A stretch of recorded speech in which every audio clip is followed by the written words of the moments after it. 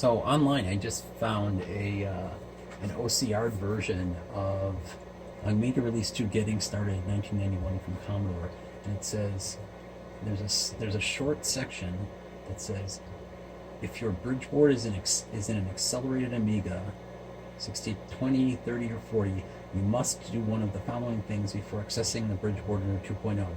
Run the command CPU no data cache or run the command enforcer quiet, which says it allows higher system performance than CPU no data cache.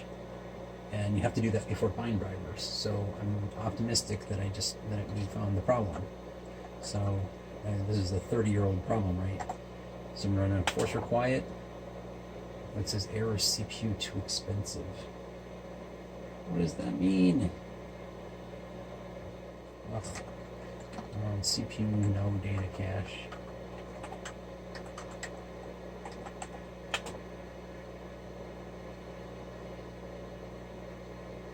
And now it says we should be able to run bind drivers.